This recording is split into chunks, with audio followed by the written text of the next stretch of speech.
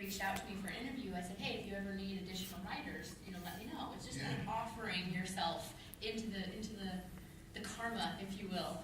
But what else besides writing columns or being a journalist for video games? What other avenues are out there? Corey, you mentioned YouTube. Can you maybe just each of you just? Yeah, in the area, there's like a huge drive for YouTube because and Twitch, the Twitch Partner Program. Those are two big things. But even game developer companies, they need people. Like a lot of friends here, like Twitch is located in the Bay Area, and they need people to not just stream or not just write articles, but they have community managers, and these are people who like understand the Twitch community and can get like people riled up about specific things. So there's that avenue too that's gaining popularity. I mean, I actually I worked for an indie publisher called Midnight City for about a year before it disappeared. But the only reason I got my job as community manager was because I was a Twitch partner and producing a bunch of content on Twitch. Like they saw what I was doing and they really, really liked that I was able to kind of do it by my bootstraps. Like, because I went from like nothing to like 2.5 million views in a year on my Twitch channel, and that shows that you can get results, that you know how to work hard, and that you understand the games industry. Do you credit that many views to something in particular that you did that's unintangible for someone else, or is there something that you could share? Yeah, actually, the music thing. Like, I was living in a house with a built-in music studio that was soundproof, and I had some connections to a band called the Mini Bosses. I don't know if any of you guys have heard of the Mini Bosses. They're super, super awesome. They just cover NES songs, but they do them like metal style. They're really cool. And a friend's like, hey, I know you've been talking about doing this like live stream, like music and video games show on Twitch. This is before Twitch did things other than video games. So I said, yeah, and the Mini Bosses came, they crashed on my couch, and the next day they performed live in my living room, and we had about 75,000 views on that one episode. And we did it the first Saturday of every month, and then we also would do local chiptune shows for 8-Bit SF, broadcasting those. So it was really like, being passionate about music and passionate about video games and having the contacts to get the right people on those episodes. And then I would also do things like developer interviews, because I was actually a journalist and had contacts at these companies. I could actually get, bigger guests than a lot of people that are just out there streaming games. So like, I've been in the games industry about 5 years already, keep in mind. So like I built up like, a rapport with a lot of people. And that's another thing to be aware of is don't cold call, get warm intros to everybody. Like, I don't know if that makes any sense, but if you just like email somebody out of the blue and they don't know who you are, it doesn't work as well as if you can like get an introduction through a friend or something like that, which is usually the case, because if you're just out there making content, people are going to see it, they're going to like you, and then when you guys meet, you're going to meet their friends, and it just kind of continues. It's such a cool, okay. Oh no, I was going to say, it seems, to kind of piggyback off it seems like you find something that you're kind of good at, no matter what it is, and the video game industry most likely has something that will accommodate. If you like to speak about things, there's of course podcasting. If you're good at networking, there's the whole social media aspect now, community managers and everything like that. You said you were music, right? Yeah. So I use my music stuff. So it's kind of like there's something out there. It's a very like moldable like industry for anybody to get into, and it's it's very open as well, especially now in modern age with the internet and everything. So there's something out there for everybody. I couldn't agree more. And the warm intro thing is amazing that Blake said, because there's something about going to a convention, going to video game panels that really is magic. And a perfect example is Jason Hayes is a composer for a huge company that I'm sure you all know called Blizzard Entertainment. They make World of Warcraft, Diablo, StarCraft. And he actually got that job by coming to a convention, going to a video game panel, and he brought his iPod with his music that he had composed. And afterward, he politely came up and met with the panelists and just said, "Hey, I'm a musician.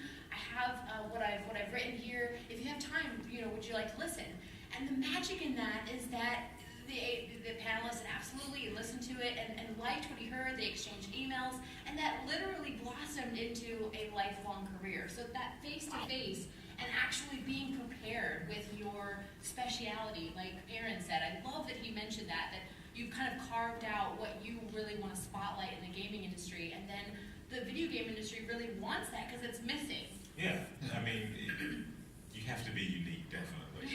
The thing I want to add on to that too is like Aaron and I have got where we're at through a lot of partnerships. Like it takes a lot of people to build what we have so far, because we came, again, we were not in the industry at all whatsoever, and we tried cold calls, we tried warm, and you know, we had people come and help, and then they'd leave, because once they see you start doing something, people naturally kind of become attracted to it, and you got to kind of learn what people are good to work with and which ones are you might want to stay away from. And what I found in my experience is the ones I love working with are people who would be doing what they would want to do without you, if that makes any sense. So like, there's a buddy of mine, like David Webb, you know, he would be podcasting right now if he didn't have Video Game Bang. That's what I love. You know, other people who were like, oh, I'll start doing that with you guys, but why weren't you doing that years before?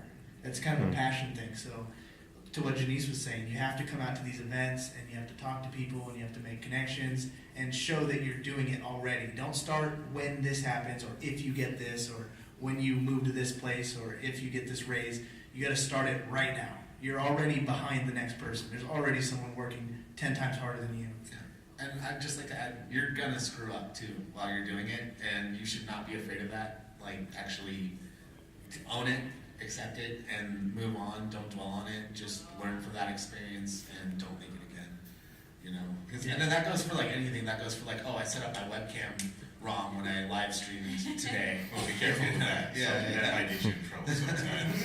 Well, you gotta watch out for those terms of service. Yeah, but I mean, mistakes, everybody's going to make mistakes along the way. Post-its were made from a mistake, and now it's everywhere. So don't be afraid of mistakes. Being afraid to fail is the biggest You have to thing be I've ready seen to a lot of fail. people. Fall on your face, it's glorious. Oh man, I love messing up. Something that, Aaron, that you said really caught my attention when you said the industry is moldable. I really like that a lot. And gamers will get together either in person or on forums and either nicely or not so nicely talk about what is wrong with a game or wrong with a developer or wrong in the world or what have you. So I'm interested to hear if someone out there wants to work in the industry or just wants to be a part of influencing the industry. It's interesting that just from writing a column, I know this from firsthand experience, I wrote a column for MMORPG that was about the 4 pillars of an online game. And I wrote them out, and I wrote things that I would tweak or that I would add to an online game if I could. Mm-hmm. And it was cool because there was a developer that tweeted me and said, wow, Janice Davis, you know, kind of hit the nail on the head on what we're trying to do for this next MMO. So I thought that was cool that a developer had read a forum that just happened to be this little column that I had written. I would love to be that influential, I guess, only because I'm not saying that you just mirrored, echoed some of the things. It's a good thing though, because I mean, we go out and buy games year after year, and I have this like phrase called Maddenizing, because Madden comes out every year, right? But it's just basically a roster update and then a little extra, graphics. And they do that with a lot of different games. Assassin's Creed was supposed to be a trilogy, and it became kind of like something else. It got annual. Yeah, it got very annual. So if the community, all, in one great swoop was like, hey, we don't want this anymore, then of course they'll stop making it, or they'll at least put it on the back shelf until they come up with something better. But as long as you have some constructive criticism, and it's not just bashing, oh, I hate it, Like, so anytime that I say I dislike a game, I'll give you a reason why, or how it can be better as well. That's kind of just, my mom said, don't ever talk about anything bad unless you can figure out a way to fix it. And that's what I put into video games. Like, it's your money that you're spending. You know how you like to have fun. So, well, I would voice your opinion somewhere. I mean, somebody's listening, definitely. That is super key, because like everyone on the internet, they want to like take a person usually from a game and like hold that person up as an effigy for the entire staff and crew making a game. Yeah. Yeah, and yeah, people will just start throwing trash, and it's not fair to like everybody working on the game who isn't that person. So like if a producer goes out and says something stupid, like all of a sudden there's like a team of any, like it's an indie game, maybe 2 or 3 people, but if it's a AAA title, you're looking at hundreds of people whose jobs can now be affected because the internet hates the And producer. from developers that we've spoken to over the years, we understand that from the other side, it's a very like a passion project for them. So they're really putting their time and their whole blood, sweat, and tears into this thing, just to kind of get bashed as soon as they come out on things. That could probably hurt. I mean, not probably, that does hurt. If you put all that, effort into something that you really, believe, then yeah. I'm not talking about Madden, really. That's a whole different thing. No, but I'm glad you brought that up, because the developer on World of Tanks, actually, he said that they had this vision that they would make the game with when you were able to get the tank, you were overpowered, you were OP. That was the vision, right? They wanted you to feel extraordinary when you got this massive tank. But there was such a backlash from gamers saying that you were too OP once you got this tank suit that they changed it and fiddled it and removed it. And they couldn't help but feel in the end that they had compromised their original vision because of such a... It's just interesting how developers and gamers are trying to make this... Find that, yeah, and it's an industry that's very unique in that, because when you put out a movie, if somebody didn't like it, they just didn't like it. You can't go back and make reshoots and then bring the movie out again. That would be kind of cool, but If you put out a book, it's the same thing. You can't, let me rip out page 30 through 40 and put something else. Yeah. So it's a very unique industry to where the game changes over time. MMOs are a huge thing. They're never the same as they were from year 1 to year 5 if they last that long. So I really like basically the cohesion that the panelists have said, that if you want a career in any type of video games, video game media, or any type, do the job that you want now. And I know that sounds weird, because it's probably like, well, how, if I want to be I'm just throwing in a programmer, how would I do that? But you really can go online and download free programs and start practicing coding your own games, and you can create a portfolio full of artwork if you want to be an artist. Yeah, money can't be an excuse because there's free resources out there. And like I heard the story very recently, because Aaron and I were guests at the Independent Game Developers Association. They threw something in Sacramento, and they have this get together. And there's this lady, older lady. She writes children's books, and she uses it for educational purposes. And she's like really interested in video games. I don't think she's ever played one, but she showed up to the Independent Game Developers Association Game Jam, where just anybody shows up, says what their passion is, and they find something for you to do. I love that. And she was like, well, I write this story, and they're like, well, we need people to tell stories. So she got put with the dev team, and now she's having her animated, published character turned into like a video game to teach children things. She didn't know what a video game was a week ago, I'm sure, but she got into it. She just showed up to a game jam. And regardless of what you want to do, YouTube, game development, there's associations, there's a bunch of like-minded people out there doing it right now, and they want you to show up. Absolutely. And I love the part that Aaron said about your speciality and seeing something in the gaming industry that you might want to change or spotlight. I did that with wanting to highlight female gamers. Female gamers in the audience, are you out there? Yes. I besides Ready Player One, I didn't see any books out there that had a female hero, taking on the world of gaming, or a hacker in my case who's taking over an online game. So I really feel like seeing something that you want to change or twist or tweak in an industry and then going for it and just don't hold back. It opens up doors. It really does. We're all a testament to that. Now that we've heard the good things about working in industry, can we talk about the challenges or the things that we should share that maybe people have heard about, like crunch hours or the backlash that we're talking about, or just any kind of... Everyone thinks that all you do is play video games. Absolutely. We play games all the time. No, it's like working at McDonald's. You don't work at McDonald's for like 8 hours and then go eat a burger. It's those people don't understand. Wait, on that note, so are you saying, expand on that a little bit? So, working in the industry means. Let's say that you have 5 video games you need to review, and each video game is like 20 to 40 hours long, and you have several deadlines. That is a lot of work for you to put in. Because not only do you have to play the games, but you're going to spend a couple hours writing about them, proofreading that writing, and then making sure you've got all your assets set and proper and sending that off.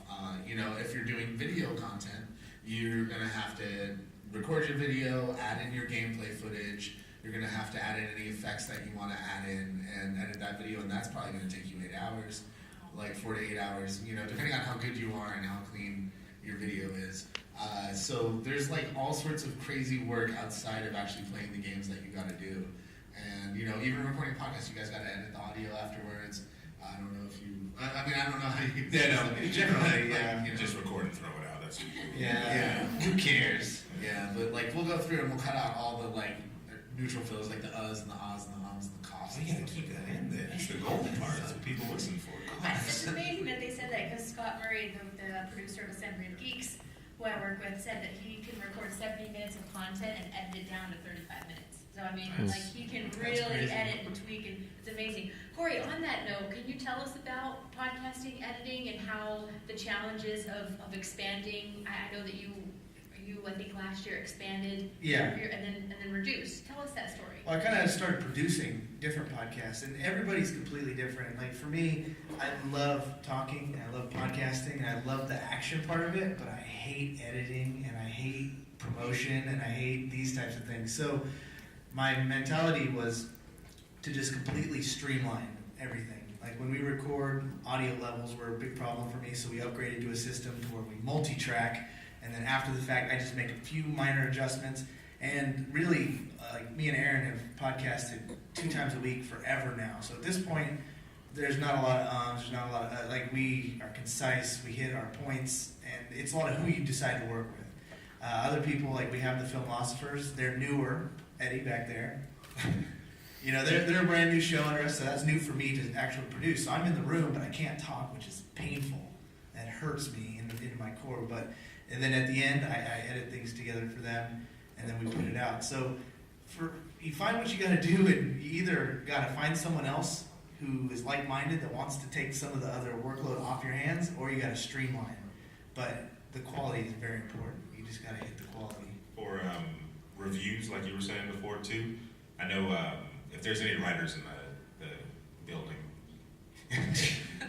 writer's block is something that can be very challenging, especially when you're trying to describe a giant, vibrant game in 400 words or something like that. Like if it's the 10th first-person shooter. How do you? Yeah, it's the same thing. Like how do you review Madden 2007 and then Madden 2008? Copy and paste. Yeah, it's difficult. Like for things like that, I tweeted Janice one time when I was having writer's block, and one great advice, she said, change your environment. Go out and find other things to put your mind to outside, forest or something like that, and then come back to that. So changing it up a little bit, definitely. I would go out and listen to music for a little bit and just kind of get my mind off of anything that I'm doing, and it'll bring it right back. And that helps me get over some of the humps of writing and stuff like that. Because writing, the hardest part I find about writing, and I tell everybody this, the hardest part about writing is sitting down and writing. Because I can just be like, oh, well, this is low, I need to sleep, and knock out, and then wake up and my article's due or something like that. So that's one of the big, tough challenges, definitely, when it comes to that side of it.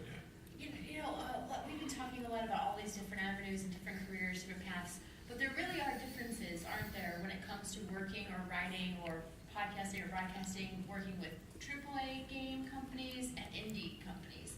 Can either of you can start, but can you give kind of an idea of those differences working alongside developers in a big company or an indie studio? There's a big difference. Yeah, there's it's major. Working at Midnight City, I was working directly with a lot of indie developers because we were publishing their games, and it's I loved working with indie way more than I love working with AAA because they're just so passionate about what they're doing and they really believe in it. But that also leads to some like business snags because they're so passionate. They don't necessarily understand that there's things outside of their creative desires that need to be addressed in order for a game to be marketed sometimes. And that can be a difficult conversation to have. But I think that the thing that's crazy about working with AAA stuff is like there's usually hundreds of people involved as opposed to maybe a single digit group of people. And then like, you know, even like The Sims recently, they just introduced like same-sex marriages and like same-sex relationships. And like they're an international company, so like if you go to like they couldn't do anything or announce that in Russia. I think like maybe it was like Italy or some other country like refused to report on it. So you're dealing with like major social issues and not being able to necessarily have those addressed properly in other countries or like within the international corporate brand. I remember in World of Warcraft they couldn't release certain skeletons in a expansion in China. Yeah. Yes, my videos are not. So there's something about sacred, you know, bones or something like that. So they had to actually redo a whole part of the expansion so that it could be released in China. Yeah, the concerns go really global really quickly in strange ways that you wouldn't expect when you're working with AAA titles. Anyone else want to jump into that? As editors and people who write and podcasts, for us it's always been a huge goal because we're indie. I mean, everybody starts indie. That's kind of the thing. Like, whatever you're going to do, very few people just get struck by lightning and land the dream job. Hey, wait a second. Yeah, not many people go from 0 to 2 million. No, that's a Corey had such a good point because in St. Louis, we were there at the Wizard World St. Louis, and there's an incredible indie game development presence there, and they just hired a 16-year-old who created his own game to join the team because he was so proactive in just trying to break into the industry. So I think you want to. It's a good idea to start with an indie company because AAA studios are going to look for polish, someone who already has their resume and their portfolio and ready to go. You got to understand the entire process of making a game from like start to finish in a lot of ways before you can go to AAA. And indie's a great place to learn about those processes and meet creative people that are going to come up with you. So that way, when it's time for you to transition, they're going to be transitioning with you. And it's also good to kind of figure out what you really like. Because if you're a type of person that really likes finesse and tweaking and perfection and working on your niche over and over, like a matte painter that I know that works on Warcraft, that he does the same thing every day working at a big studio. But he loves it. That's what he wants to do. He wants to paint the same type of background over and over. And same thing for a Call of Duty assets producer. Working on something like that, you're just going to make the same asset over and over. But working in the indie world, you're going to wear probably 6, 7, 8. Yeah, you got a lot of things you're going to be taking care of. Yeah. So kind of figure out your personality and what environment you would want to be in. I wouldn't say either or is bad or better than the other. Sure. It's just different strokes for different folks. Absolutely. All right, we are in the zone of the last 15 minutes. I have several more questions for our panelists, but if you have any questions, this is the time that you can start raising your hands in the midst of our discussion. So just keep that in mind. If we're talking about something that you want us to change or tweak, just start raising those hands. But in the meantime, while you think about your questions, I'm going to keep you guys rolling. You Okay. ready? All right. Looks like we got a mic too. If you want to come up to the mic. Well, Yeah, future podcasters You don't in there. have If to you want to go get to your the voice mic. heard. Yeah, we're not going to make you. To be honest, I don't ask that because if I were in the audience, I wouldn't want to go up. So I do my own idea. I would want to just raise my hand so you can see. But if you want to go to the mic, you're more than welcome to go to the mic or raise your hand. Okay, all right, you ready, guys? Okay. Okay, here we go. Are video games being affected by movies, TV, and literary writing such as novels? If so, how so? Blake, take it away. Oh. I see the wheels. I saw the wheels. Oh, I thought about this one for a while on the train today, and I guess the best example I can give is Telltale Games. Like, look at Telltale, and I mean, there's so much polish and like dialogue and like cinematic presentation to what they're doing. It's like their games are pretty much interactive movies now, and they're all fantastic, and like they go some really cool places with their stuff, and they've got like Batman coming out soon. We just got to see that in Oh, yeah. we got it behind. Oh, it looks very good. You fell asleep. Well, it's a darker Batman, and it's strange to see these bright colors that Telltale is known for. With even like The Walking Dead, still seems kind of, it may be like earth tones, but it's all cartoony looking. So like with the demo that we saw for the Batman, right off the bat, it's like a headshot. Boom, one of the guards gets shot in the head, and then they go into this bank robbery scene. And Spoilers. It's okay, you're getting us into it. I'm right there. And we're seeing, a year one Batman, still kind of green to everything, dealing with the situation, and still being this giant myth in the city of, I hear that he, the last guys that he, killed 2 of them and sent the other ones to the hospital. Like, he's still building this reputation as Batman. And it's just like you're sitting and watching a movie, basically. And then they throw, like, the little commands at you, press A now or something like that, to make you remember this is a video game still. Right. Yeah, but it definitely has taken all type of cinematic influences and said, we're going to make this a video game so you feel like you're, along the ride. It almost makes it almost hard to report on or write on, because now you're kind of becoming a movie critic almost. Yeah. But it goes the other way too, though. Video games have definitely influenced other mediums. You went to the Warcraft movie? The Warcraft movie just came out. I haven't seen it yet. I'm not sure how I just thought good it is. You can see it. But beyond stories, they have like, what's the first person movie that they had? Hardcore Henry. Hardcore Henry. All first person. Like the camera view, just like a Call of Duty or Halo or something like that. So it's definitely, they're both influencing each other. And it's not a bad thing.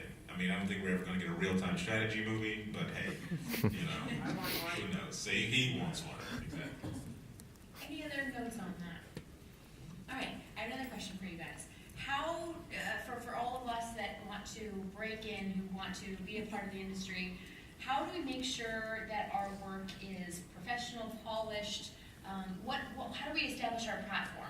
I know that being on LinkedIn and Facebook and Twitter and having a website, believe it or not, is essential, because you need to be able to, a video game hiring person is immediately going to Google your name and look up to see who you are and what you've done. So you want to have a website that immediately shares your story and talks about you. And a lot of people do use LinkedIn for hiring purposes. You want to be on there. It's really professional too, the LinkedIn. Mm-hmm. That's for like, career type of things. I haven't really explored too much into LinkedIn, but if I were to say or have an answer for that one is to go back and definitely try to be unique. My name is Aaron Carter, so it's very difficult to Google Aaron Carter and then find me. Like, you're not going to do that. So, dang, that other Aaron Carter. yeah, exactly. I mean, kind of. I actually like the other Aaron Carter a lot better. Of course. But if you do Google search Sir Aaron Carter, which I put that moniker out there all the time, you will find me on the first picture up on the internet That for was a that way one. to become unique. So That's yeah, so cool. and with the age of the internet, like everything is taken, it seems like. Like you can't go out there and if you want to do a podcast or videos about water bottles, guarantee you it's already out there. And they're already reviewing like, oh, this was kind of mineral-y, I don't like it too much. But it's out there. So kind of finding that, your own uniqueness is difficult, definitely, in this new age. But it's definitely there. You just have to, shoot in the dark, I guess. I think first you gotta understand that it is a business, so you need to you don't need to learn everything about being a business person, but you do have to learn some business aspects. Like if you're gonna be a writer, learn about search engine optimization, learn about Chicago and AP style. Like don't take it too seriously, because I feel like the internet is pretty forgivable on a lot of grammar stuff, but still learn how to write properly, learn about syntax. Like take a journalism class maybe if you want to do videos. Learn how to use Premiere. Learn about After Effects. Make sure that you understand the tools of your trade more so than anything, because that's really what's going to help you a lot. And fortunately, there's tons and tons of YouTube videos out there that can help you with almost any problem you run into. I really like that you said that. That was like a gem of a panelist move where you were actually naming, engines and things from your, I really like how he just did that. I hope we should have pencils out. I hope you all got all those gems that you just gave. And remember, if you want to actually make games, you can get Unity and Unreal for free. Yeah, they're totally free. You can start learning them today, and it's not going to cost you a dime until you make a multi-million-dollar game. And there's tutorials all over the place for them, right? My little brother was getting into game development, and we started on Unity, and they had just very simple, make a ball jump, or a Mario platformer, and it's really easy to get into. It gets deeper, of course, but there's definitely doors open. And also get involved in your community. You were talking, Corey, you were talking about the Indie Game Developers Association. Join them. Go. They're really friendly people, and they are all really into video games, and they want to talk with you and hang out and talk games and help you live the dream with them. Corey, when you give your last tip or trick for a vital do or don't, could you also add what you're looking forward to, how people can follow you, and then we'll come down this way? Yeah. So one of the things that I thought helped Video Game Bang get as far as it did, or as far as we are, is kind of the imitation is flattery type of deal. You never copy what someone else is doing, but you look at everyone. You want to be a master of what you're aiming to be. So you want to see what the top dogs are doing, what about you separates it, how are they presenting it, and really acting the part before you even are the part. Making sure your logo is not pixelated, and we talked about LinkedIn a minute ago. I laugh when I go through because I'm trying to find who do I know, so I'm going through and I'm those are some goofy LinkedIn pictures.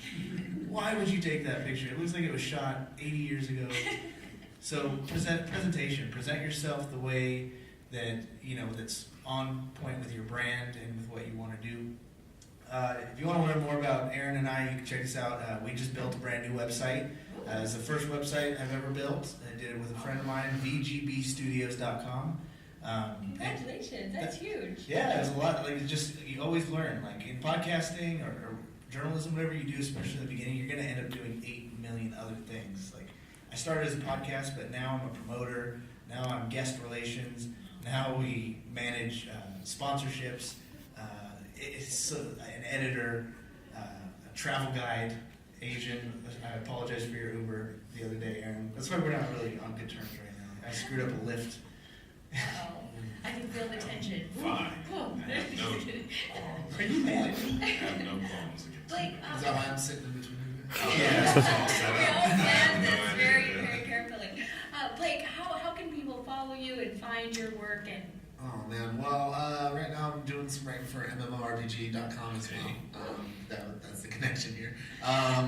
And then let's see, we're gonna be I do a monthly episode of Cartoon Violence as a podcast, which you can go to cartoonviolencemusic.com and check that out and see photos of me in a robot samurai costume and listen to some chiptunes music. We're gonna be putting out an EP at the end of the summer probably, so we're not going to be the next thong song, unfortunately. And then follow me on Instagram and Twitter at ProfRobot, PROF Robot. And I think I'm going to TennoCon up in Canada check out some Warframe stuff soon. And if you're going to be in San Francisco tomorrow, I'll be performing with a band called Narboots at the Asian Man Records 20th Anniversary Matinee Show. So I am all over the place. Awesome. Aaron, how can people follow you? I'm not sure if Corey already mentioned. Yeah, video game, or VGBstudios.com. Definitely go there. My Twitter is just at YDAAK. It's a long story. But that's that if you want to reach me there. But basically, the biggest place is just Google search Video Game Bang or Sir and Carter. You'll find me there too. Corey, your panel tomorrow. I also mentioned Oh, that. yeah. So tomorrow we're going to have the best panel of Wizard World Whoa, Sacramento. the I'm calling it best right panel. now. Better than this panel? How about a tie? I mean, come on. Very the close. best. Very close time. It's going to be a tie. Okay, all right. I saw the air That's going to be tomorrow at 6:30. So 6:30 to 7:15. In the room next door. But what makes it cool is definitely not me or Aaron. It's because we have Janice Davis going to be joining us on that panel, along with this guy over here, Rich Alvarez from YouTube. And I was just saying from YouTube, but that just makes sense. But we're going to be, it's not, we got so much swag from E3, like so many t-shirts. Just for the swag. And we're going to be giving it away. So all you got to do is you come to the panel, and anyone who asks a question, you'll be recorded live for our show, and we will throw things at you that have monetary value. Soft things, like t-shirts, not, baseballs or So anything. not no Zelda coins, just like right into After the incident from the last convention, we're not allowed to throw hard objects anymore. And I will be at my booth in row A. I'm in Artist Alley on the corner. If you want to come by and say hi, you'll see a big Janice Davis author banner. I was going to say panel, but I meant banner. And I'm on Twitter and Facebook at Janice Davis. I have a very unique, weird name spelling, so I am the only one that don't have the error problem. But yeah, we would love to meet you guys tomorrow at the panel and anytime this weekend. So if we don't have any other questions. Oh, I would just like to say really quickly, Yes. LinkedIn is actually a really good tool if you put together like a good presentation and have a lot of stuff on it. I couldn't agree more. Yeah, I've actually just got headhunted the other week for a business development position in video Nice. games because of it. So And honestly, you guys, the video game industry is really small, even though it seems, to me, it sometimes seems overwhelming and a huge industry. Most everyone knows everyone who's a developer or a recruiter. So it's really important to stay positive and stay open and amiable. And remember, even if you have a strong opinion about a game or about a certain development company, you always want to keep it, very friendly because we all pull from each other and get inspired from each other. So working in the industry is both a pro, but also a little bit of a challenge, realizing that, you have to sometimes withhold even a negative critique if it means, hurting, like you said, those developers that work 12, 15 hours a day, and they're like, oh, this is terrible, let's throw it out the window.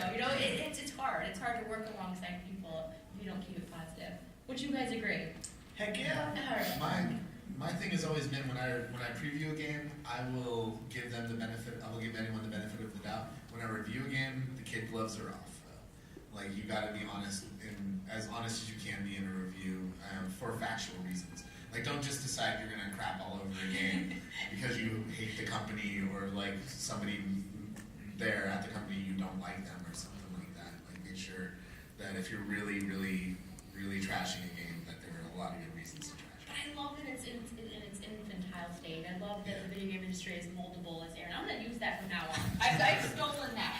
Moldable. I love that. On that note, guys, huge round of applause for you guys. Thank you so